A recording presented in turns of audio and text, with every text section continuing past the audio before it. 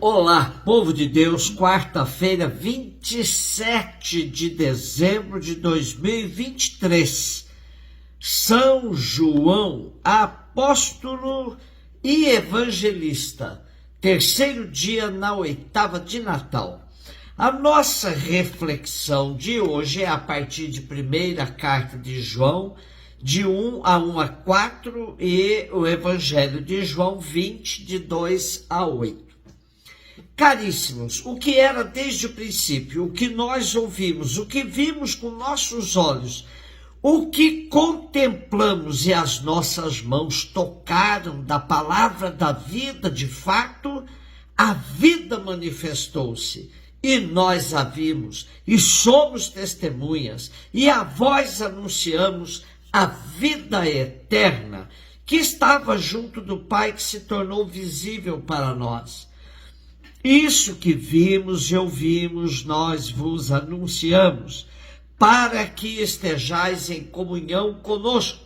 E a nossa comunhão é com o Pai, com seu Filho Jesus Cristo. Nós vos escrevemos estas coisas para que a nossa alegria fique completa. Temos hoje os 4 primeiros versículos da primeira carta de João, que a tradição atribui ao mesmo João, autor do 4º evangelho. É belíssima a palavra de ânimo que João dá à comunidade. A vida manifestou-se e nós a vimos. Essa vida é Jesus, portanto, ele convida a todos para serem testemunhas desta vida. E a condição para que esse testemunho seja credível está na vida vivida e testemunhada em comunhão. Koinonia é a palavra comunhão em grego. Koinonia era um ideal de vida comunitária presente nos escritos joaninos. E o que fundamenta a vida em comunhão está exatamente no fato de que os primeiros ouviram, viram e tocaram a palavra da vida. A fé cristã no verbo da vida deve levar a todos a viverem dando testemunho concreto por gestos e palavras. Tudo começa com a experiência pessoal do apóstolo no contato com Jesus. O que ouvimos, o que vimos, o que contemplamos, nossas mãos tocaram. Essa experiência torna-se testemunho e exemplo coerente, anúncio corajoso, que gera comunhão entre aqueles que o escutam e abraçam a fé. E a fé testemunhada tem um sentido trinitário, pois ela é comunhão com o Pai e com seu Filho Jesus, sustentada pela ação do Espírito, que a mantém viva e dinâmica. Comunhão que gera a alegria do coração, uma alegria plena. João 20, 2 a 8. No primeiro dia da semana, Maria Madalena saiu correndo e foi encontrar Simão Pedro e o outro discípulo, aquele que Jesus amava, e lhes disse: tiraram o Senhor do túmulo e não sabemos onde o colocaram. Saíram então Pedro e o outro discípulo e foram ao túmulo. Os dois corriam juntos, mas o outro discípulo correu mais depressa que Pedro e chegou primeiro ao túmulo. Olhando para dentro, viu as faixas de linho no chão, mas não entrou. Chegou também Simão Pedro, que vinha correndo atrás, e entrou no túmulo. Viu as faixas de linho deitadas no chão e o pano que tinha estado sobre a cabeça de Jesus, não posto com as faixas, mas enrolado num lugar à parte. Então entrou também o outro discípulo que tinha chegado primeiro ao túmulo. Ele viu e acreditou. Neste texto temos uma síntese dos acontecimentos verificados na manhã da Páscoa, em que são protagonistas Maria Madalena, Pedro e o outro discípulo amado. A noite espiritual em que tinham mergulhado os apóstolos está para dar lugar à experiência da fé, que começa junto ao túmulo vazio, sinal da ressurreição. Ao receberem a notícia de que fora retirada a pedra do sepulcro e de que o corpo de Jesus lá não estava, Pedro e João foram verificar o que sucedera. A sua corrida revela amor e veneração e faz pensar na igreja que procura sinais visíveis do Senhor, especialmente quando se encontra em dificuldade e não consegue vê-lo.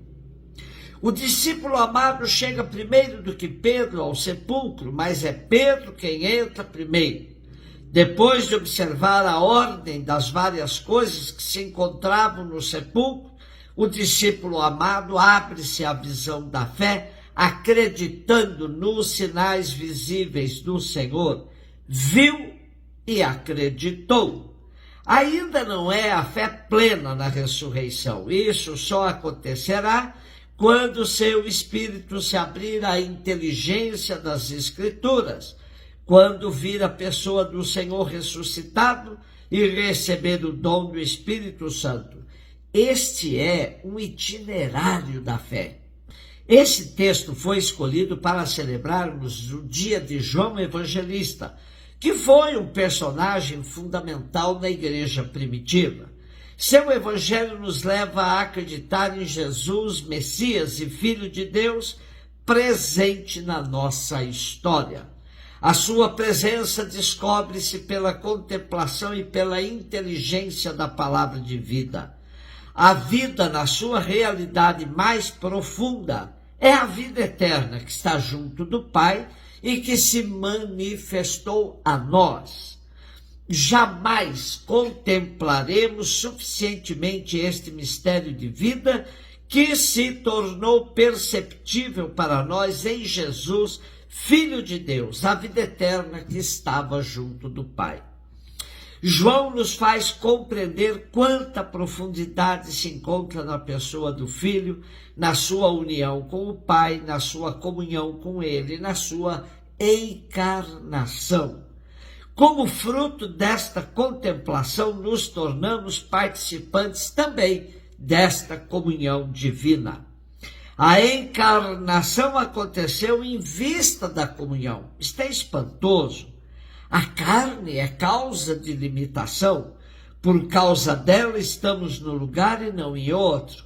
Podemos chegar até às pessoas queridas pelo pensamento, mas a carne impede-nos de estar em comunhão física com elas.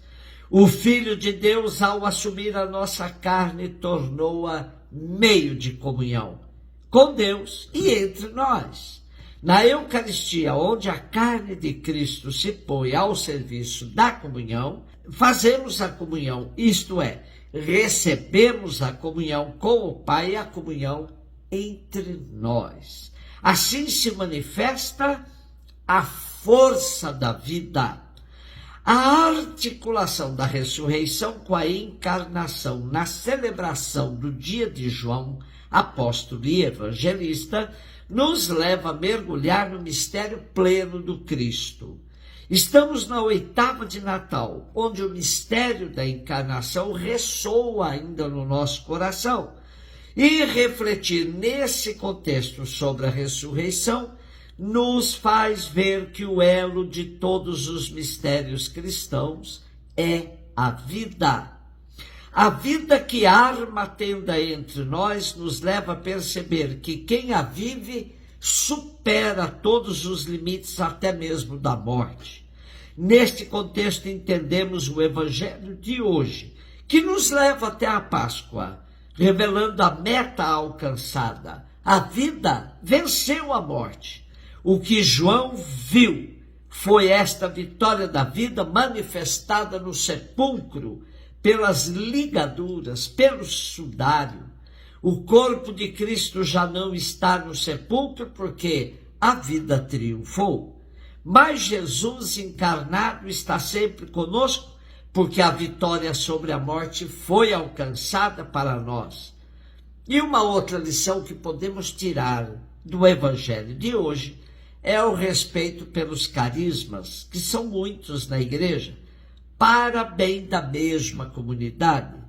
João, que tem o carisma da profecia, é respeitado por Pedro, que tem o carisma da instituição. O respeito pelos carismas e a partilha na busca comum dos dons do Espírito permite-nos penetrar nos mistérios que nos aproximam de Cristo, encarnado e ressuscitado. Um beijo no seu coração.